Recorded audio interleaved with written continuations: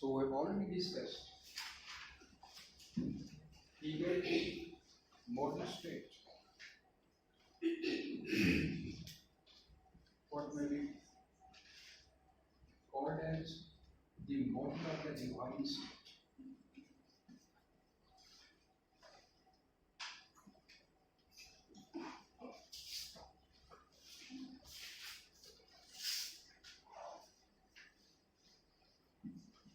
We have already discussed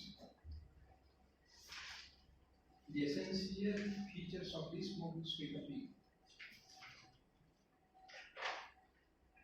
starting with a discussion on the foundational concept of human nature, gradually proceeding toward a discussion of the process of social evolution as conceptualized by Hegel, is a theory of dialectical identity. We have also discussed the origin of the state, the nature of state, end of state, in Hegel's conceptualization. The structure of government, the functions of government and state-individual relations.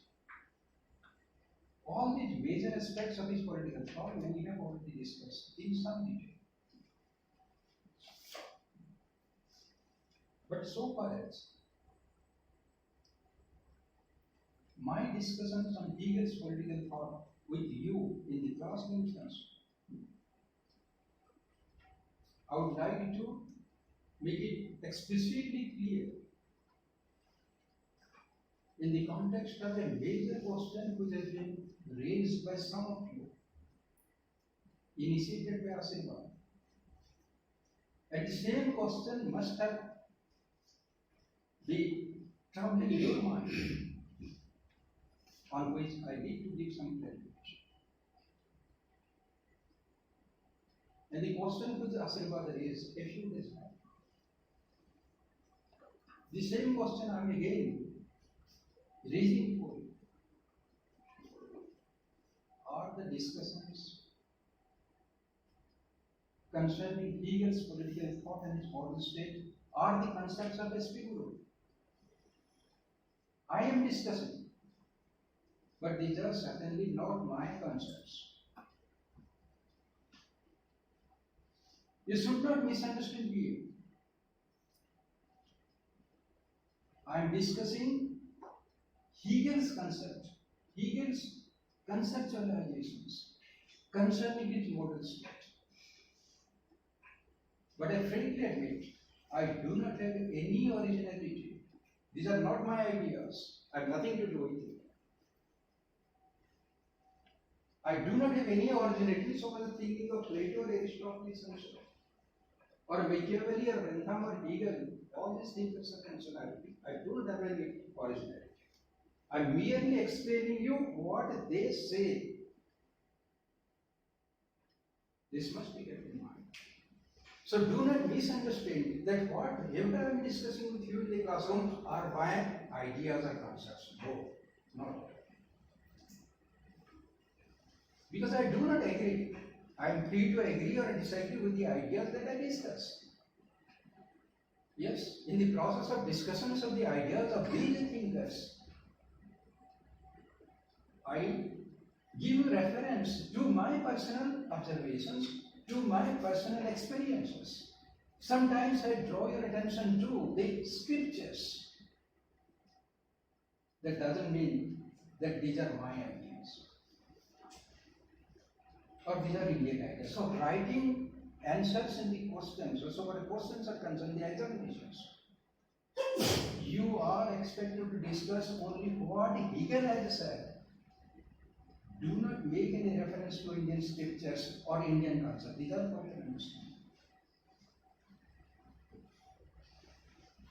So this point must be taken into account, that you are, as students of political thought, are exclusively concerned with the thinking or the conceptualizations of the concerned thinkers for the purpose of examination. Yes, for the purpose of understanding, you may take reference. That is enough. Sometimes, as I have already said during my service period, when I was evaluating answer scripts of students like you, former students, Students were writing in the examinations in their answer books. According to Professor S.P. Guru, no, I do not have anything. These are not my ideas. I am not an authority. I am not a thinker. So do not mention my name again in the answer book, in writing an answer to the question.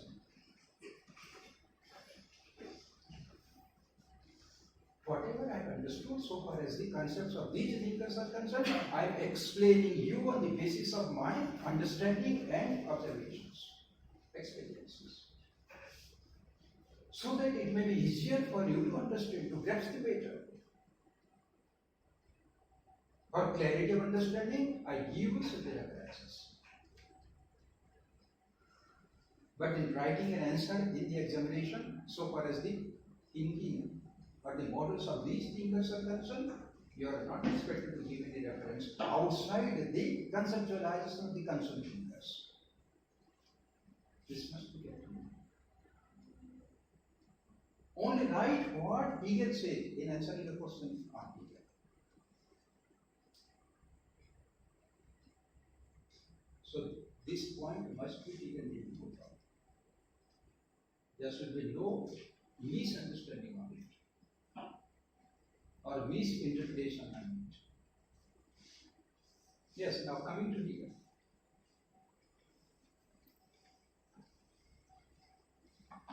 Hegel's model of the divine state that I have already discussed. So far as the essential features or aspects are concerned, we may not accept it totally. Because when we subject Hegel's political thought on state and state-individual relationship, we may come across a number of logical inconsistencies, shortcomings, and unacceptable propositions. We may not accept whatever Hegel says on state and state-individual relations. Rather, when we subject to a critical scrutiny, we may come across, we may note a number of deficiencies there, inconsistencies, limitations, propositions that he has made, concepts that he has given to us, we are not prepared to accept as relevant and as correct. So much critical students of a political thought, we have to subject the political thought of a thinker to critical scrutiny first. First, to understand what he says, what is the model that he has given, and then we subject it to critical scrutiny to find out to what extent that thinker is logical in his thinking, to what extent his propositions, his concepts may be accepted by us for emulation and approximation for realizing the best kind of political existence of the self. We have to make a critical estimation. And the first point on which a critical examination will be undertaken is concerning the foundational concept of human nature.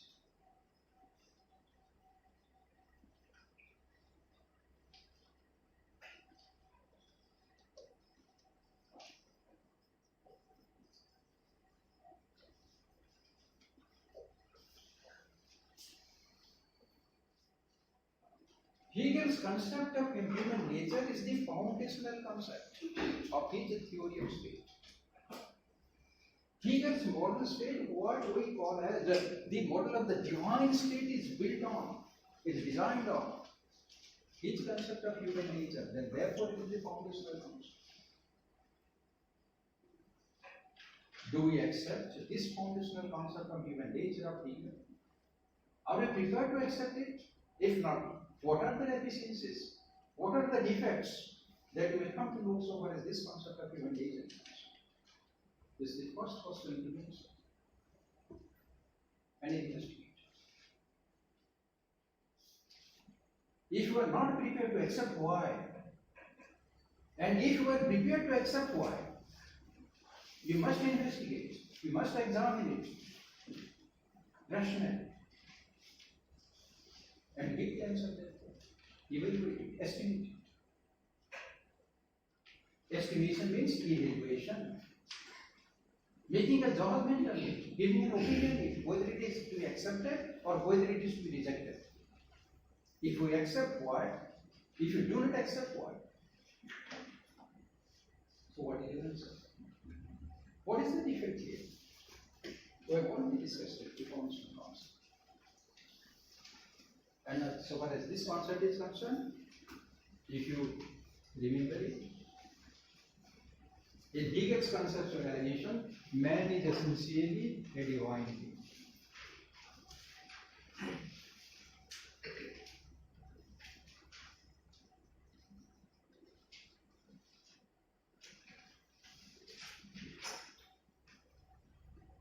This is the basic assumption for an answer. What is the defect?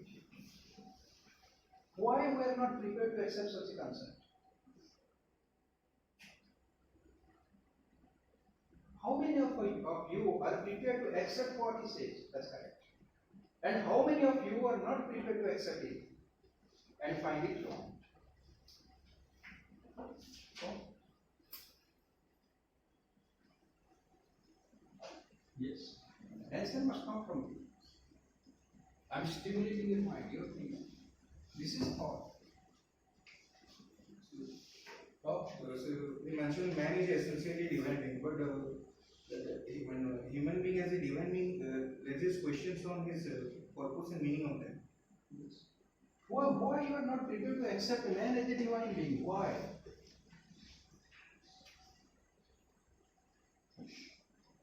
Yes.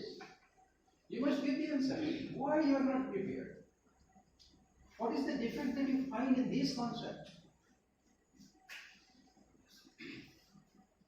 Why man is not a divine being? He gets very little divine being. And he is a very great political thinker. It is very difficult to negate him, criticize him, to find out defects with him, to prove him wrong. भगवान सब प्रदर्शन आता है हमें भी ठीक हो जाने का स्वाद हमारा स्मृति की उसको ही काम हो सकता तो दैट डेफिनेटली हमें कोई ना कोई से डिवाइन नहीं है तो ठीक है तो पहुंचे तो डिवाइन बीइंग कहते हैं इसको तो तुम्हारा रैशनैलिटी अच्छे But sir, it leading to the theological disputes and conflicts. इससे कौन सी ना जेके हमें किसी ना तो आगे कथा देन तब फाउंडेशन में तो तुम क्वेश्चन कर रही थी कि काहे के लिए डिवाइन बीइंग नहीं है It's an abstract concept. Yes, this is an abstract concept. This is a very, very traditional.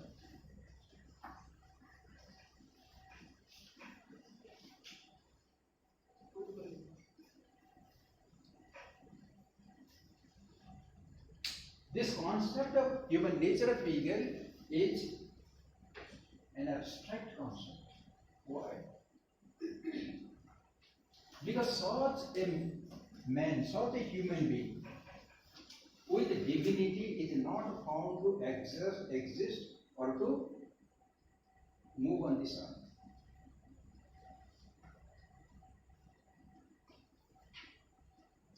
We are not able to find out an individual with a divinity. How can we ascertain his divinity? How can I know that there is presence of the universal consciousness in him? So this concept of Hegel, that man is essentially a divine being, is the product of his imagination,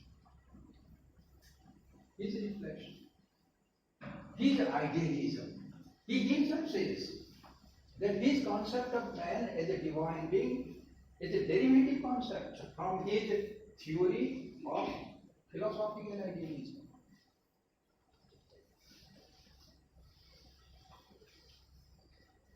So this is an idealist concept. This is not an actual concept, a pragmatic concept, because he himself admits. His concept of human nature is a derivative concept from his concept of philosophical idealism. Philosophical idealism concerning his belief in God and the universe. It is from that concept that this concept of man as a divine being is derived or deduced by him. And what he says on God, God is universal consciousness, ultimate reality. God is the creator of everything in this universe. The ultimate reality of this universe is God, and God is present as universal consciousness. This is his belief.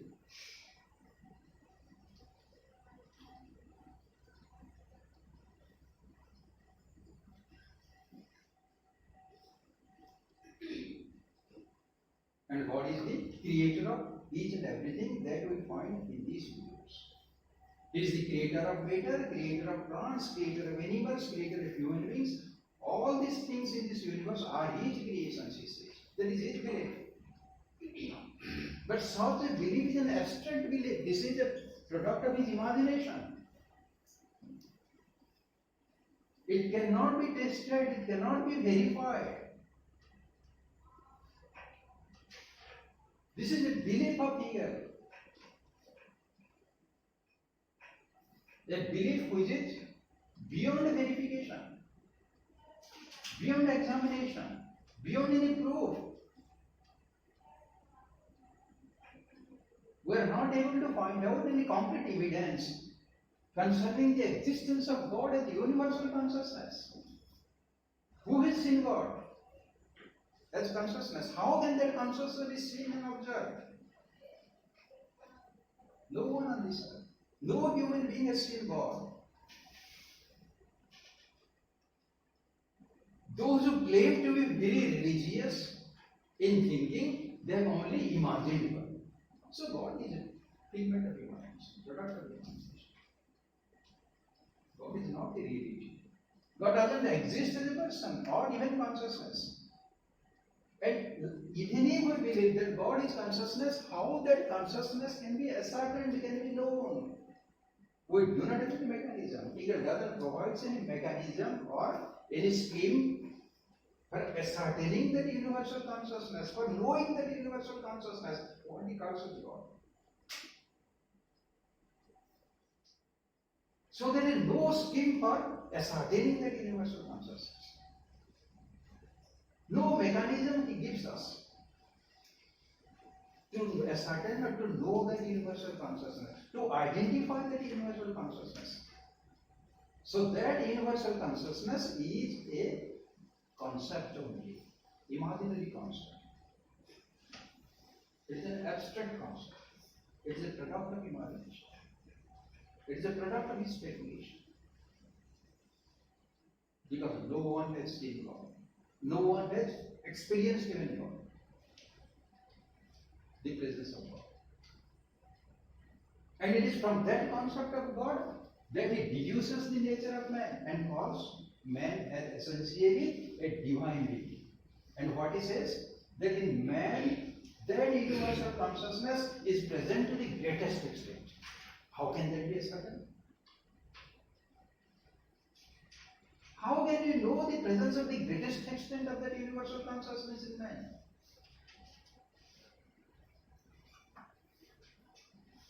Even the consciousness, all human beings are different from individual to individual. There is no equality so far as consciousness is concerned. My consciousness is different from your consciousness.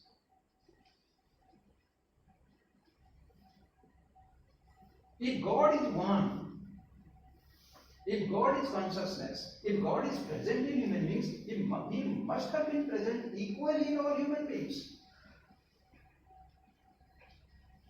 Equal amount of that consciousness. But the presence of consciousness is found to differ in quantity as well as in quality. It differs from individual to individual in terms of quantity of consciousness as well as quality of consciousness. Because we find that some individuals are very good, some individuals are very bad, very criminal, some individuals are peace-loving, some individuals are found to have been devoted to criminal activities, violence. Why these variations in human thinking, human behavior? Because consciousness differs from individual to individual in terms of quality and quantity. This is the reality.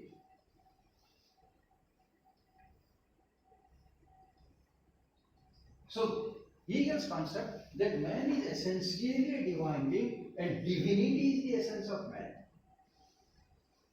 Because consciousness, the God as consciousness is present to the greatest extent in man. It's found to be a highly defective concept. It cannot be empirically or pragmatically examined as potential and more.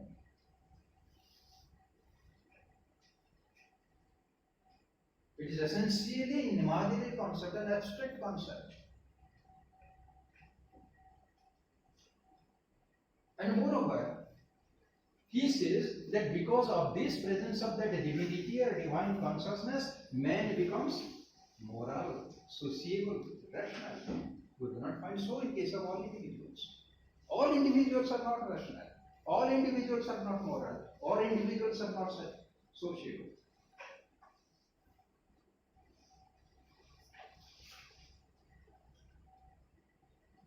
A number of individuals in the society are found to be selfish, mostly selfish in their thinking and activities.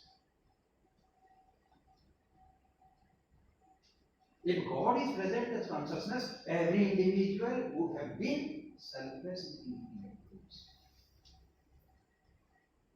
That is the natural consequence. That is also if God is present and God is selfless, God is moral, God is objective goodness, every individual ought to have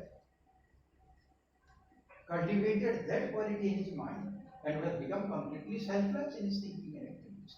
But no, we do not find so.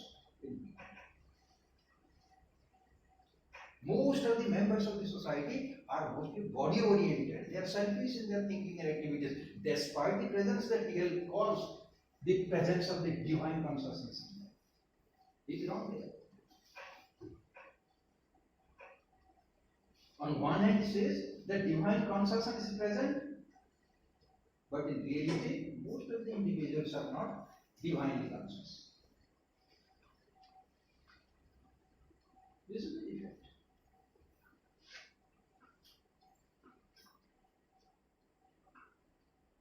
And it is on such a defective concept of human nature.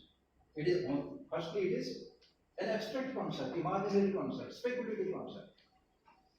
At the same time, it is a defective concept. One tries to make us the reality of the situation. It is an illogical concept. At the same time, on such a concept of human nature, he builds the edifice of his divine state. The superstructure of the divine state is built by Hegel on this concept of human nature. When the foundation is defective, the superstructure must be defective as well. If the foundation is speculative and imaginary, idealistic, this divine state of Hegel must become idealistic, imaginary, abstract.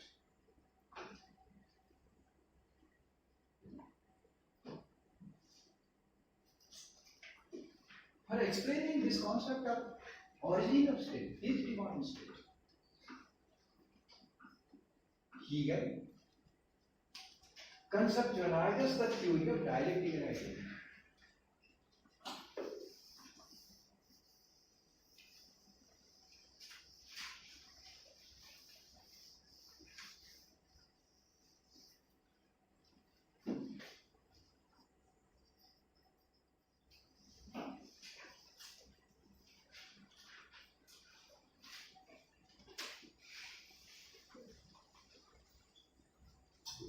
Dialectical idealism is a novel theory of Hegel, a unique theory of Hegel, to explain the process of social evolution through which, according to him, that universal consciousness, which is the evolving reality, creates varieties of social institutions and ultimately the state, from family to civil society to state.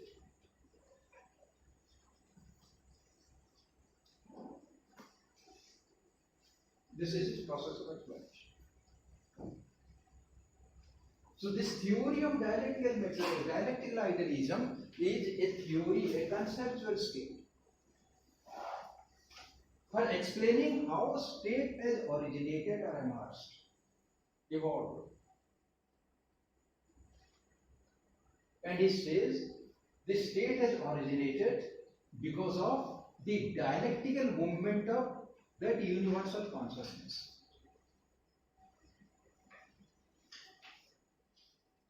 That God or universal consciousness, what he calls as universal consciousness, that moves dialectically. First it creates family, subsequently civil society, and ultimately the state. So the movement is dialectical. The movement is not linear in a straight line, but zigzag up down. Why? Why it is zigzag? Because family, the thesis, civil society, the antithesis, are antagonistic to one another. They conflict with one another. The consciousness of family and the consciousness of civil society, they are antagonistic, opposite to one another. Family represents positive consciousness, whereas civil society represents negative consciousness.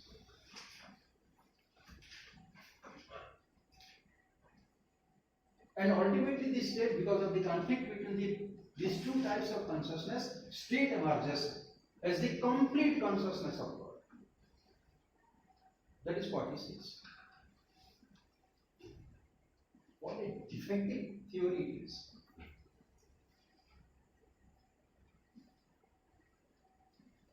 Firstly, we understand the composition or constitution or emergence of the family.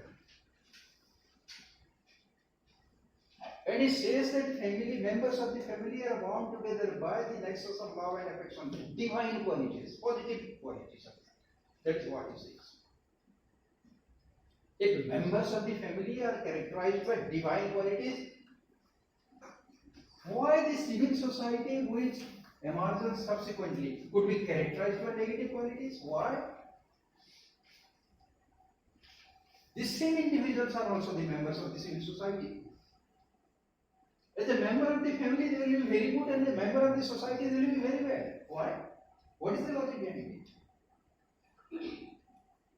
How the same individual, in whom divine consciousness is present, the consciousness makes him good, rational, sociable, at the same time becomes bad for others, evil for others, is engaged in cutthroat competition, violence. He becomes very selfish in his thinking and activities. Why? How the same individual would be selfless as a member of the family and selfish as a member of the civil society? Well, what is the logic? These are the good ways. This is the logical defect as regards this concept of that.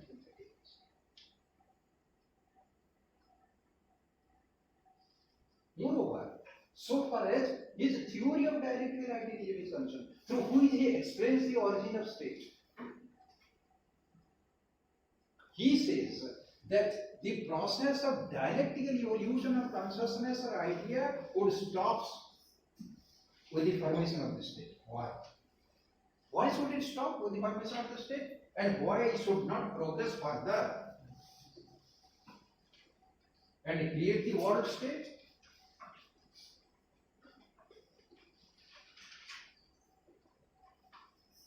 This is the logic. What is the logic? The logic is defective. Why suddenly the process of social evolution will stop with the formation of state, will not proceed further? If consciousness proceeds, consciousness will come to an end only with the formation of state. Consciousness is everlasting, ever continuing. It is permanent, it is universal, he says. It is eternal, he says. But why should it stop with the formation of state? It must encompass the total mankind of this world. Wherever human beings are living, it must attach to them. Therefore, logically, he should have said that the consciousness should move and would culminate in the formation of the world state, not international state. But what you find, in reality, a number of states are formed. You do not find the formation of a single world state. But number of states are found on this earth. On this. And he says each state represents divine consciousness. How it is possible? Consciousness is one, that is universal, that is eternal. It is unified, unitary consciousness, single consciousness. So why a number of states are actually created in this world, formed in this world? Why not a single world state is formed? Or logically, he should have said so. But he says no. Process of social evolution will never. A number of states should be formed. And that is the reason why he subsequently says that these states will be engaged in war to find out the manifestation of the greatest consciousness of the world. What an irrelevant, illogical proposition it is. Why the states should be engaged in war? War or violence is not the nature of that universal consciousness. Universal consciousness is always good, moral, ethical. It doesn't admit violence, bloodshed, but war involves bloodshed, murder, assassination. And he provokes it. That states should be engaged in war. He supports bloodshed. The very concept of human nature that he gives us is against his concept of war, his eulogization of war, is praising war like a virtuous activity. How can war be a virtuous activity? Because war involves a bloodshed and murder of people, destruction of life and property. How can it be supported? If a man is good, because presence of that consciousness, divine consciousness in him to the greatest extent, how can he be violent? How can the state would be engaged in war and commit murder, assassination, and socio-economic destruction, physical destruction of the people? This is the defect it is illogical. So far as this theory of dialectical identity is concerned.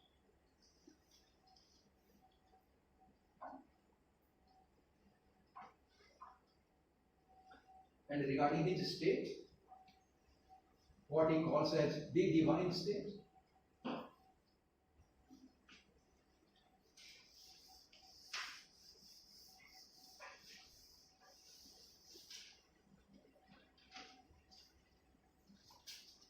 we find in reality that Hegelian state smacks of authoritarianism and totalitarianism.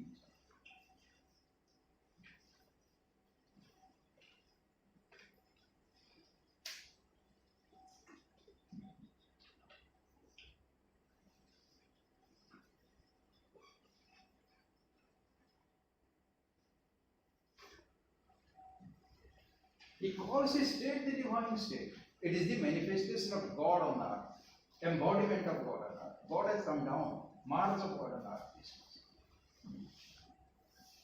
But what type of state it is? It is an authoritarian state. It is a totalitarian state in reality, in its relationship with the people. In governing the people, it becomes highly authoritarian and totalitarian. Because he says that in the divine state, the supreme ruler is the monarch who claims to rule on representing God on earth.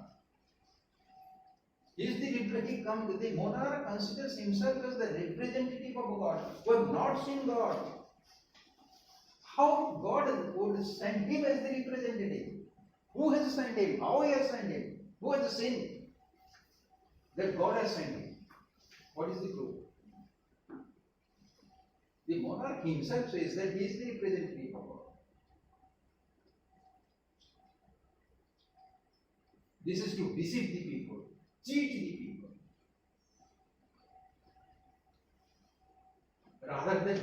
is very powerful physically. And he is the ultimate decision maker. The monarch is the head of the state. He is the ultimate decision maker, all powerful. He is the sovereign head of the state, head of the government as well. He decides all public policies, and whatever decisions are made by him are ruthlessly imposed upon the people. People have no right to protest. This state, as I've already discussed it earlier, the state has highest right over the individual, whose highest duty is to obey it. See here the statement. What type of state it is?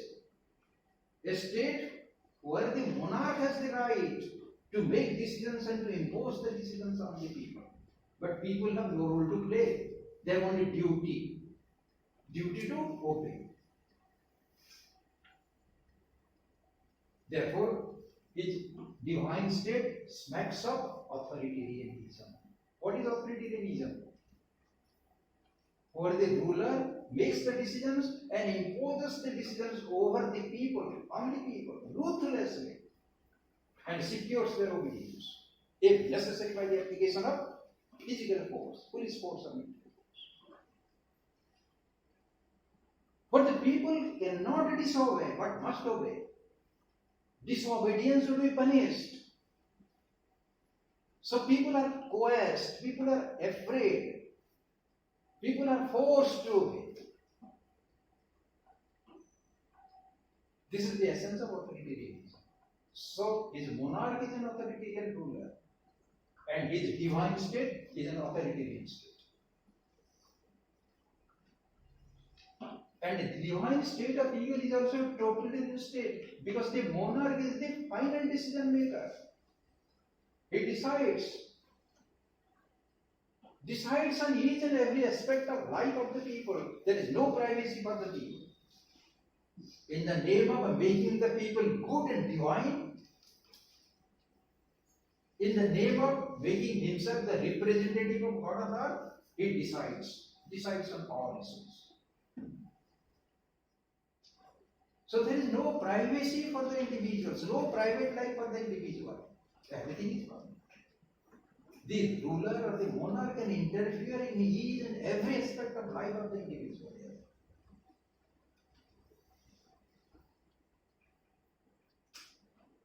This is totalitarian. Interference in each and every aspect of life of the individual by the monarch as the representative of the state or government, as the head of the state and government, as the representative of God on earth. He is empowered by Hegel.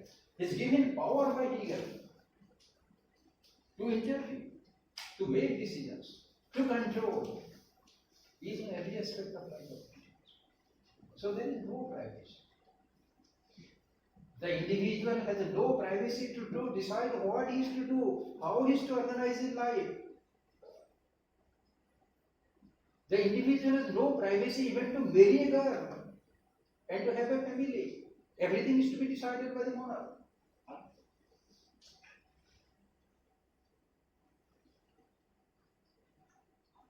So occupation of the individual, living of the individual, social life of the individual, everything is under the control of the monarch.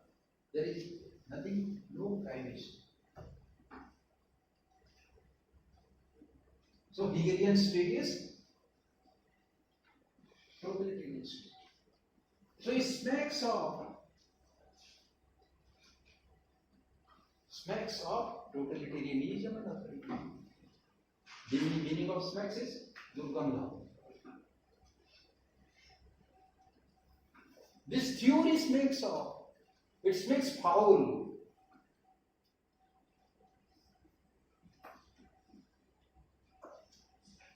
Foul of what? Authoritarianism and totalitarianism.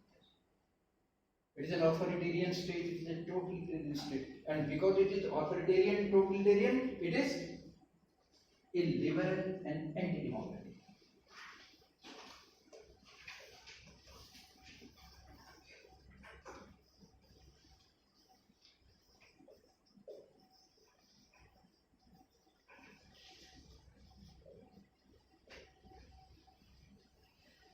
Hegelian divine state is an illiberal state. Illiberal, because there is no liberty for the individual. Liberty can be enjoyed and exercised by the members of the state provided they are given a set of rights inviolable on and off. Then only liberty can have any meaning. Otherwise, people have no liberty in the case of state as members of the state. So there is no liberty, and what he calls as liberty? Liberty is obedience to law, meaning that obedience to authority, obedience to the monarch. That is what he says, liberty. How can we have liberty? If I obey you, how can I have liberty? I am under your control. If unquestioning obedience is demanded to me, if I render unquestioning obedience, blind obedience to the monarch, I am under complete control of the monarch. And what type of liberty do I have? I am a servant, therefore. I do not have autonomy. That is the situation with the people. Hegelian state. So the people of Hegelian state, so far as the state-individual relationship is concerned, we find absence of liberty for the people in the true sense of the term, because there is no provision for a set of fundamental rights or legal rights.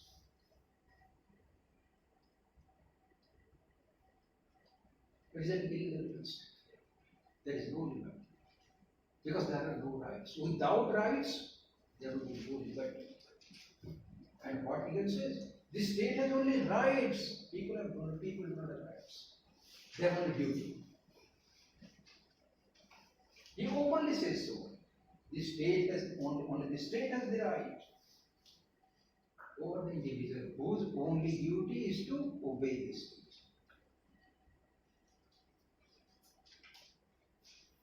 At the same time, it is an anti-democratic state. Why? Because it flouts the principle of government being based on the consent of the governed. There is such a principle is not practiced in the Hegelian state. The basis of a democratic state is the government must be based upon the consent of the people. People are to elect the members of the government.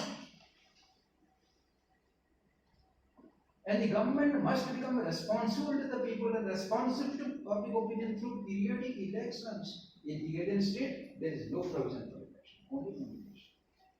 Even not a territorial nomination, functional nomination. See here what type of state he has prescribed on democratic, anti-democratic state. There is no provision for election. And the ruler is empowered to rule over the people, claiming his power to rule from God. So people has no role to play. See here how undemocratic it is. People have no role to play so far as the governance is concerned. The government is not at all responsible to the people, not responsible to public opinion. The monarch is not responsible to the people, doesn't care for the opinion of the people, rules ruthlessly over them, authority requires the people to obey him. If they do not, they will be forced to obey by the application of police force of individuals. This is the situation. The model of India. So there is no right, no liberty. There is no provision for election, no governmental accountability and responsiveness to the people. Government is not based on the consent of the government. Therefore, Hegelian divine state is essentially an anti-democratic state.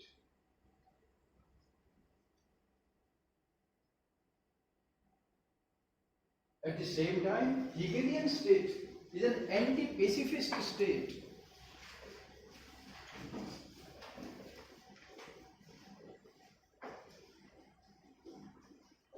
It is an anti-pacifist state.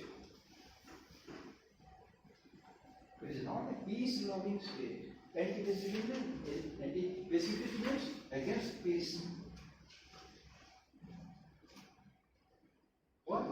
Because Hegel eulogizes war, praises war, presents it as a virtuous activity, directs the ruler of the state to engage himself with war with other states, to cause bloodshed, violence to others, mankind.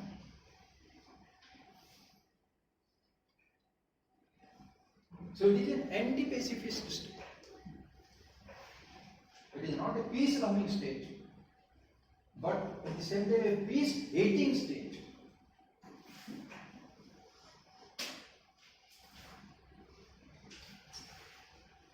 This is the nature of Hegelian state, the one state.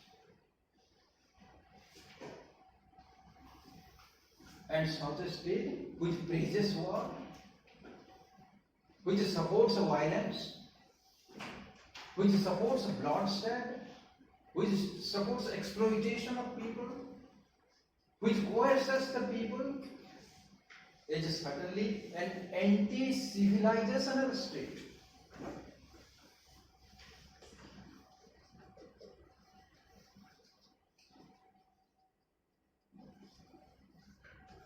It is an anti-civilizational state.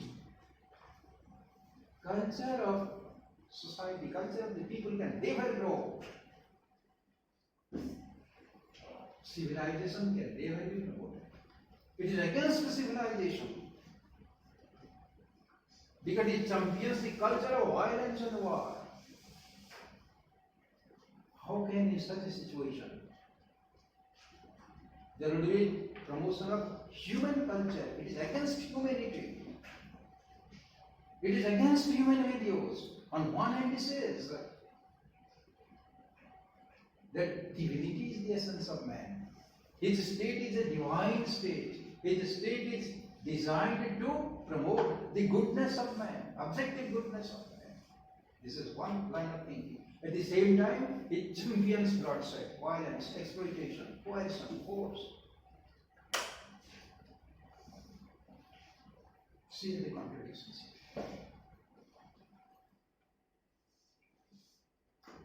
Self-contradictions. Contradictions in own thinking. And the consequence is, it becomes anti-civilizational. Such a theory of state can never promote civilization.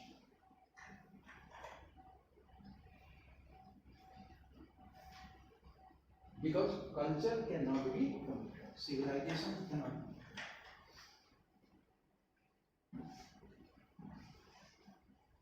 Therefore, this theory of state of people, this theory of divine state of people, are vehemently criticized by intellectuals of this world. Because of its unacceptable propositions and logical inconsistencies. We come to know the logical inconsistencies in this thinking. On one hand he says another thing, at the other hand he says another thing. It is not consistent logically.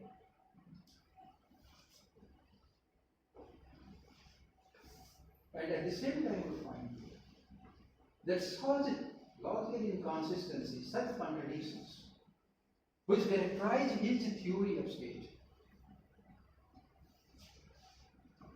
which is against civilization, which is against humanism, can never provide guidance to us, the human beings of this earth, to design our socio-political life for the attainment of best political existence on this earth. This theory will not happen. So scholars, intellectuals of this world refuse to accept his model. It is a sound and relevant model for designing our life. These are the objections, major objections. And we are not prepared to accept his theory. Because of unacceptable propositions, logical inconsistencies on one hand, and unacceptable propositions on the other. Anti-humanistic propositions. Propositions in the name of divinity.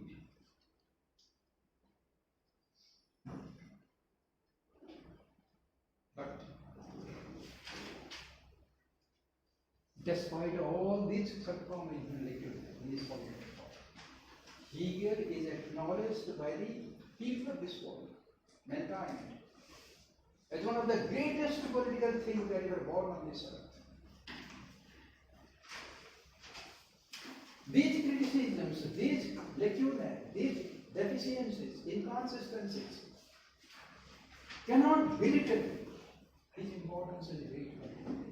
Has tremendous importance and relevance for us, not only as students of political science, but as mankind on this earth. We may criticize his political thought, his theory of state, as unacceptable. We may criticize, we may find out a number of lacunae in his thought, in his theory of state. But our criticisms, that it will lapse into totalitarianism, authoritarianism, it is anti-democratic, there is no right, no liberty, it is anti-pacifist, it is anti-civilizational. All these criticisms emanate from our misunderstanding of what this is. We are not able to understand properly.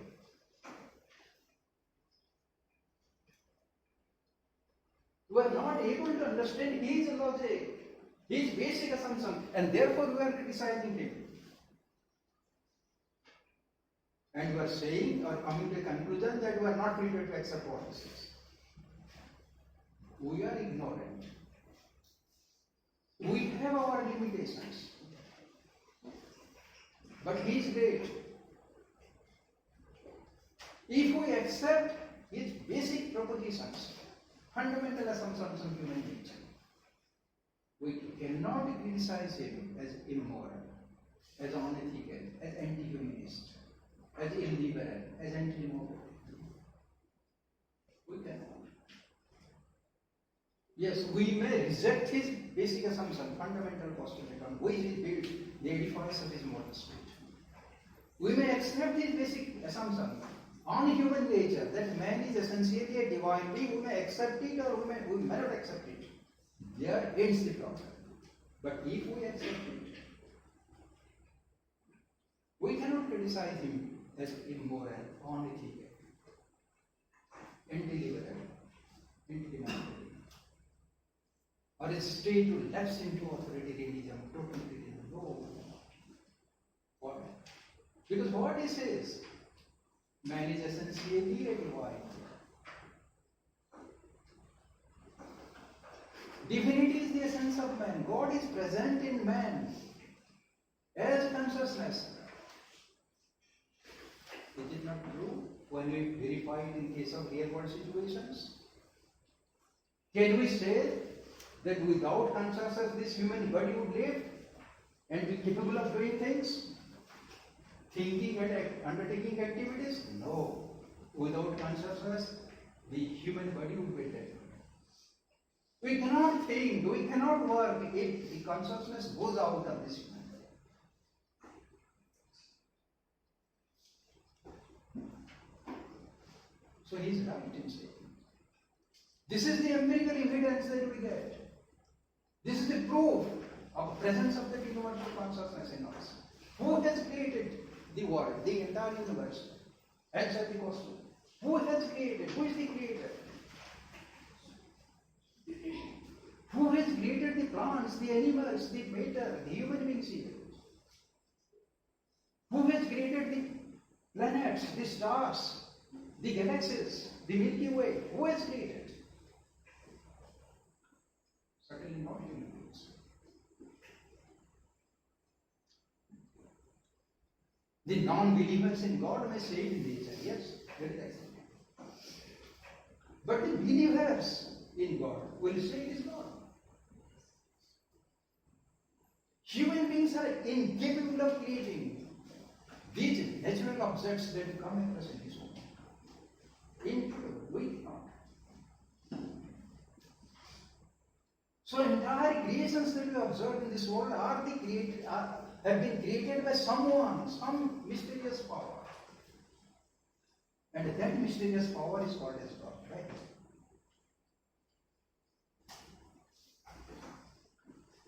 There is some power, yes. We may not see that God, that universal consciousness, that power, because we have our limitations. Through this physical body, we cannot see God. Because this physical body has limitations. How long can you see through your eyes, physical eyes? Maybe 1 kilometer maximum. Can you see here America, USA? No, you do not have the ability. This is the limitation of this human.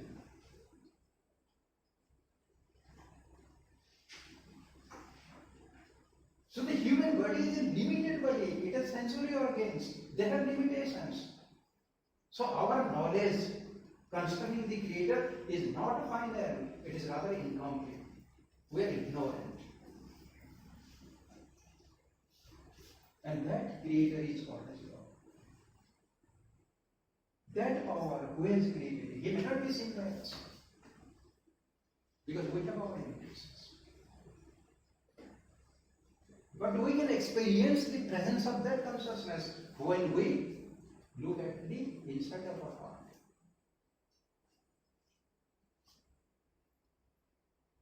When we rationally think, we are capable of making a distinction between what is good, what is bad, what is right, what is wrong. Every human being is capable of making a distinction between right and wrong. But he is tempted by his body considerations to do something wrong, even if he knows that that is wrong. If you commit murder, if you commit crimes, you know that crime is bad, it must not be done, but you commit it. Why? Because you come under the tremendous influence of your body considerations, your selfish considerations. But it doesn't mean that you do not know. You know what is good, what is bad, what you should do as a human being, what you should not do. That is what Hegel says. And that indicates the presence of that divine consciousness in us. It is because of the presence of that consciousness that you are capable of making a distinction between what is good or bad. And He is present in us to the greatest extent, therefore we are able to make a distinction. The lower animal creations, a dog doesn't know, a plant doesn't know, but human beings, we are capable of knowing what is good, what is bad, what we should do, what we should not. Actually, what we are doing, we are coming under the evil influences of our selfishness. Actually, body considerations.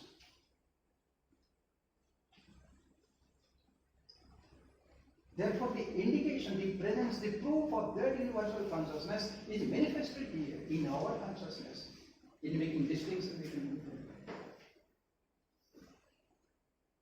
bad, and in observing the entire creation of this universe. And that Creator is God. Who has created a seed, and from that small seed a big tree comes out. See here the miracle of God. Look at yourself, your physical body, from where it has come, from the uterus of your mother. How? When the sperm of the father and the egg of the mother mixes there in the uterus, you are born as a fetus. And in the fetus, in the uterus of the mother, you grow. All the organs of the body are created. Who creates it? Who gives you the eyes? Who gives you the nose? All the organs of the body. Who gives you the ability, the power to digest the food that you eat? You are eating lunch, dinner, you are eating mutton, chicken. How this is digested? Who gives you the digestive power or ability? It is the presence of God as a digestive power.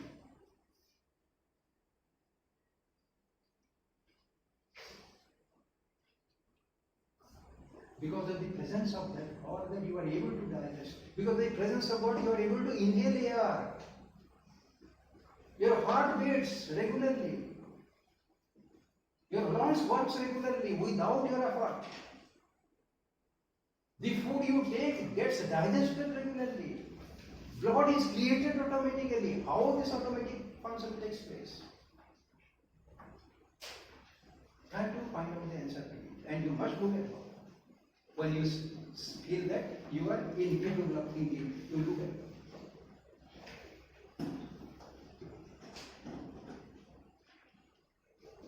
So this human body is created miraculously in mother's uterus. Oh.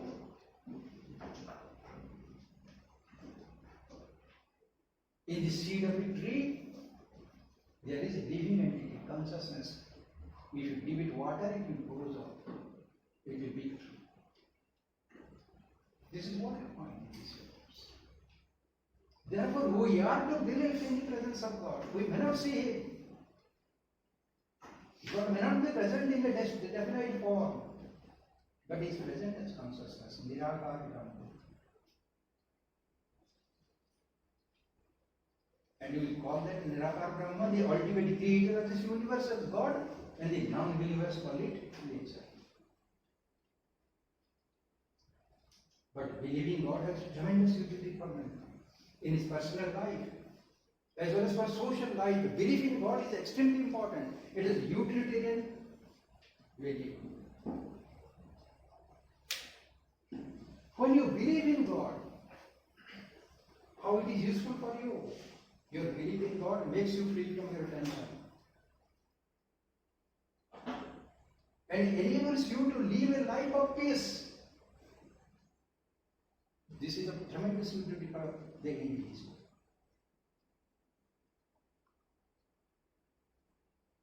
So do not think that you are doing everything. You are incapable of doing. You are incapable of making decisions. You are just a puppet in the head of God. It is the Creator who has created you, will give directions to you through motivation, through your heart, through your consciousness to do work.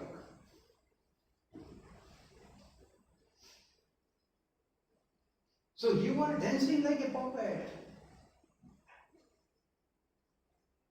getting all the instructions of God, directions of God. Not that God will come down to you in a form and take you in your ears. No. In your consciousness, motivations are created, and that is the work of God. Your motivations directs you to do some work. So do not think that you are the director of your own activities. No, you are never the director. The ultimate director is there. Who has given you birth? He decides your life and living. And that is why you find absence of equality among human beings. Why? Some are rich, some are poor, some are highly educated, some are poor, idiots. Why? Why intellectual inequality? Why social inequality? Why till date inequalities, natural inequalities can never be eradicated? Try to find out answer to the question. You can trace it to your mind.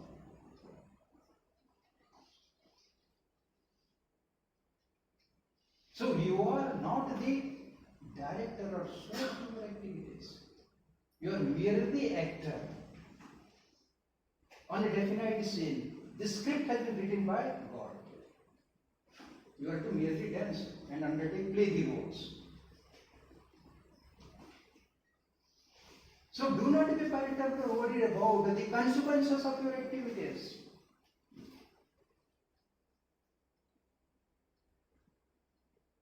If you are under illusion to say that yes, I am suffering or I am under pressure, this is loss for me, that is gain for me, I am successful or I am a failure in the examinations or in the process of your life. There is nothing called gain, nothing called loss, nothing called success, nothing called failure.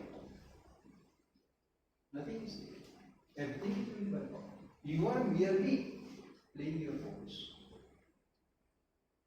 Leave everything to God. But that doesn't mean that you will become lazy, indolent, inactive. No, do your work. But do not be worried about the consequences of your activities. not be worried about the success or failure of your activities. The happiness or sorrow of your activities. The consequences are to be given by that Almighty who is giving you the directions. Whether the movie would be a hit one or it will be a failure one, please to decide. You are only the actors in the cinema. And that is the reason why if you call again into Gita, what he says, Karmanyavadikaraste ma padi sukarajana. You have a right to work, do your duties, do what you are in accordance with the motivations given by you, given in your mind by God. Think it rationally what you should do, what you should not do, but do it. Whatever you decide to be right and just. Leave everything to God. The result of your activities are to be decided by God. You have no right to decide for the result. You have only right to work. That is what Gita says. Karmanyavadikaraste ma padi sukarajana.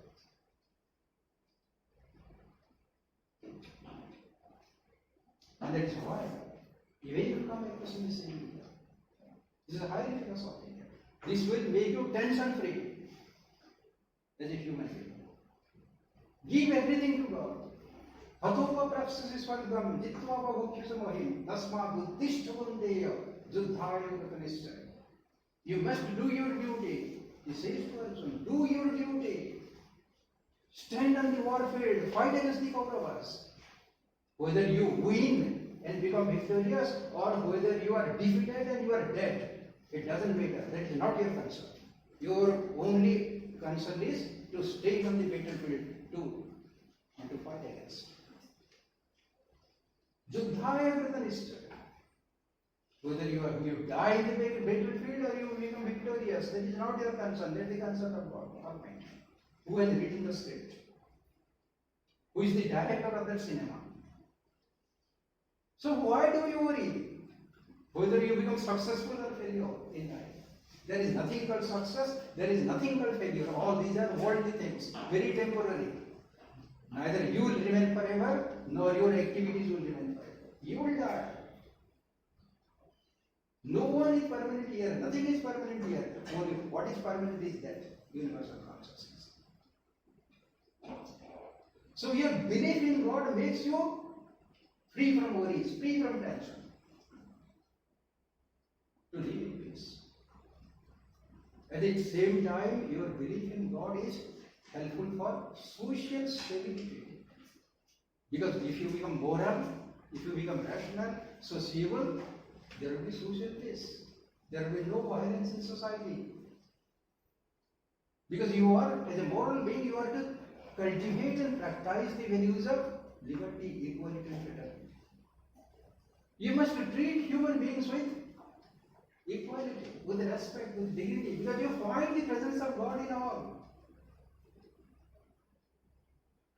So social peace will be established. It is very instrumental value. Utility in living for the society. And Hegel is therefore right in prescribing this religious value to us, so that every human being would be at peace in his mind, tension free, and society will be at peace. For members of the society, members of the state will be integrated together with fraternity, with love, with affection. And therefore humanity, culture and civilization. Therefore we are not to reject Hegel's theory of state and his conceptualizations outright. It is tremendous utility for them in conditioning our life, in conditioning the structure of the society. At the same time, academically, Hegel's theory of state, it has tremendously influenced the formulation of two subsequent political ideologies. One is Marxism, the other one is Fascism. Karl Marx has borrowed Hegel's theory of dialectical idealism Instead, in place of idealism, has substituted materialism, and the famous theory of dialectical materialism has been conceptualized by Karl Marx, which is the basis of his theory of feminist state recommendation.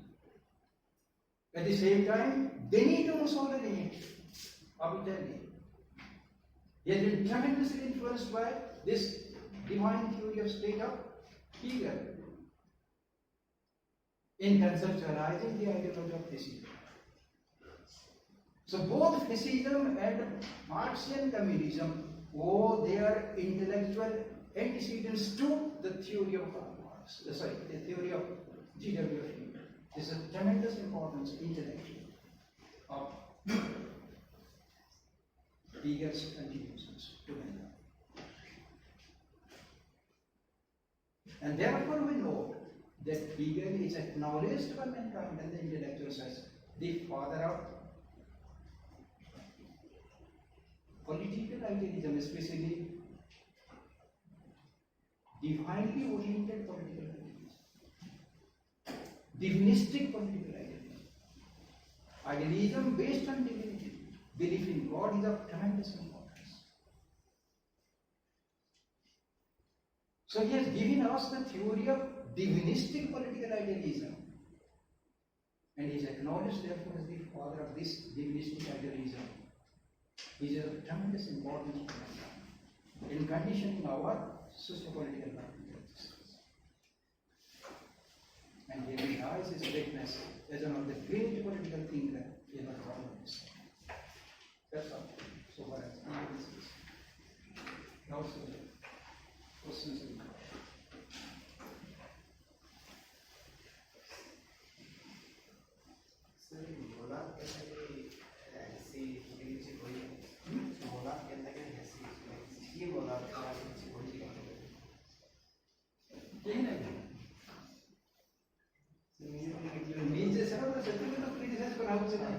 बेसी power देवा जे बेसी मारी बात पर PT कर से मन रहा बेसी ऑब्स्ट्रक्शन एग्जीक्यूटिव प्लान नाम में लोगों को कॉल करते हैं मना करना है किसी स्पेसिफिक से नहीं से बहुत रिपीटेटिव होता है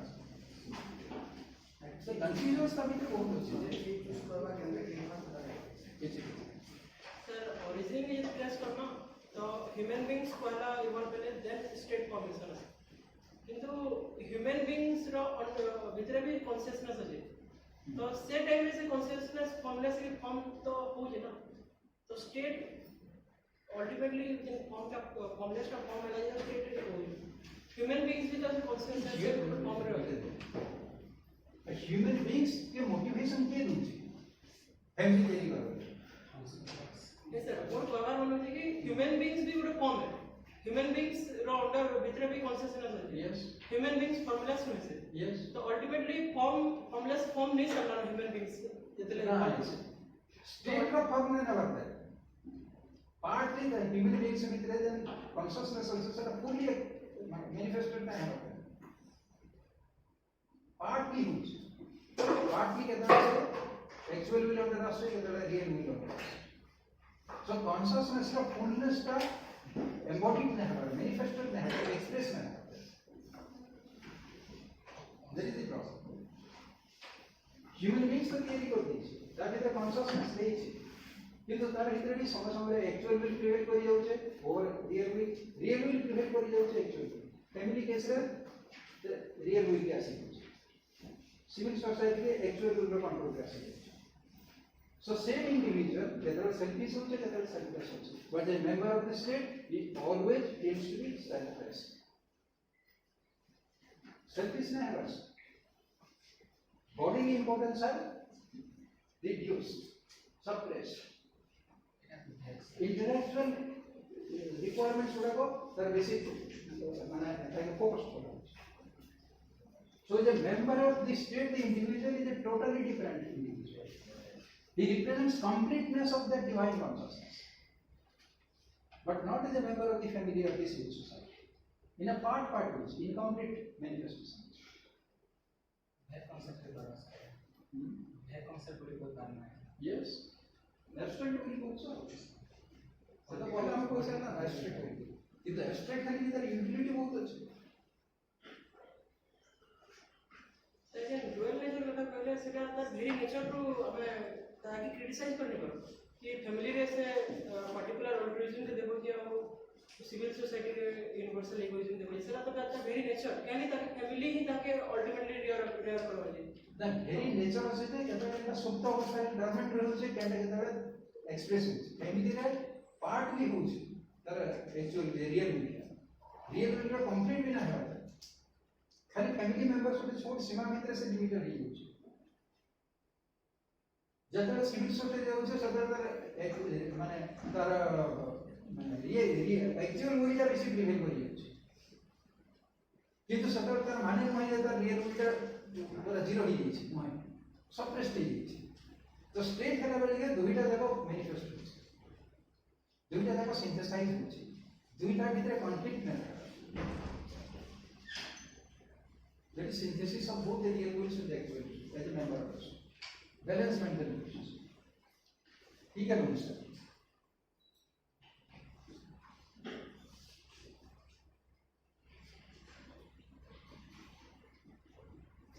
Yes, any other question?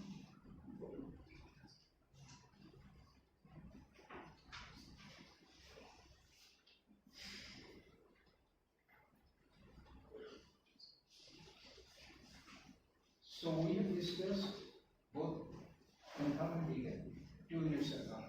But after summarization, when you reassemble, we shall start discussing on marks and laws. One from third unit, one from now your coordinator says no, stop here because of summer heat.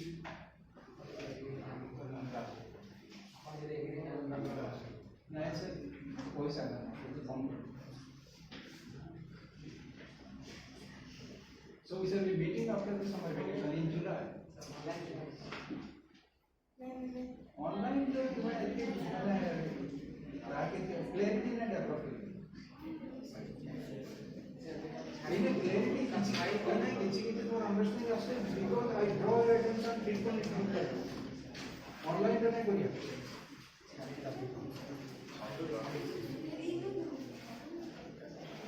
then again on the teacher ने कहीं नहीं करना blackboard use नहीं करना secondary problem हो जाए secondary for understanding that ठीक भाव नहीं प्रोसीड करियो खाली जने यदि टीचर आसी के तुमको भाषण दे देला बोले एकाने सब अपन बात करो ब्लैकबोर्ड में तुम्हारा अटेंशन ड्रॉ करबा द्वारा तुम्हारा माइंड इज जस्ट स्टेइंग तुम्हारा अटेंशन का बेसी रहउछ attentive रहउछ that is the utility of using the blackboard we some teachers को कौन चाहिए तो blackboard यूज करो है easy going out that is the defect with the type of teaching method they use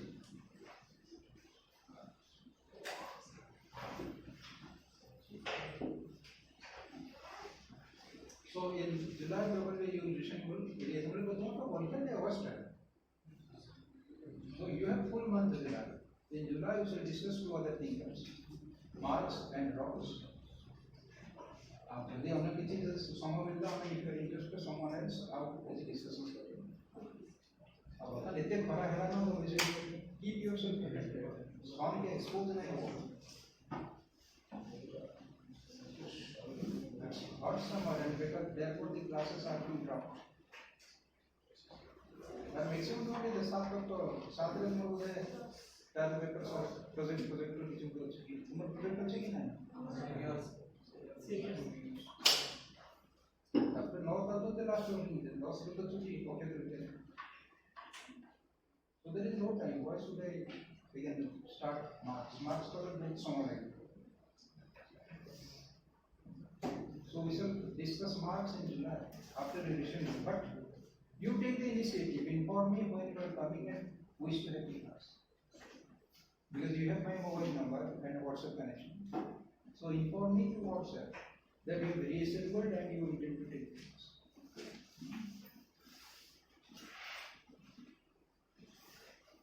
Any other problem, any issue? Anything you like to ask?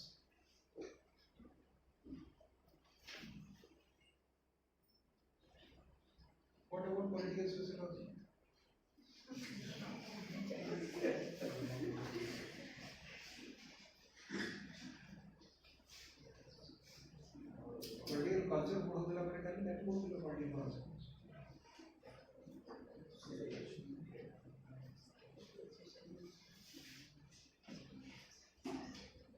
If you do not get benefited in the classroom, that doesn't mean that you must not attend the class.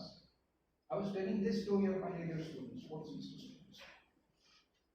Even if you feel that you are not benefited in the class teaching by the discussions of the teacher, you must attend the class regularly or you will benefit. And what is the benefit? Some words, some terms at least come to your ear and mind will receive something, even if without any clarity. So that even when you read the book or discuss with someone else who knows the subject, you can get clarification. So attend the classes regularly, whether the teacher is of your satisfaction or not your satisfaction. But attend the classes regularly. Listen to whatever the teacher says. Not that the style of teaching or the content of teaching of every teacher in the classroom will be equal. No. It differs from teacher to teacher. So why is the style of communication is concerned?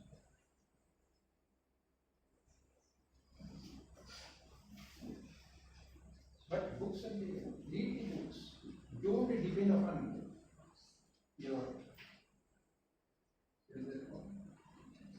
media communications. YouTube. Don't depend on YouTube. You will get misleading information, wrong information. Because most of the transmissions through YouTube are not concerned with clarity so far as your concepts of theory are concerned. Because they do not know, and therefore they say something wrong. You will not be able to have clarity. So read standard books. I do not recommend books written by some Indian authors for the purpose of your objective type questions and like that. No, not key books.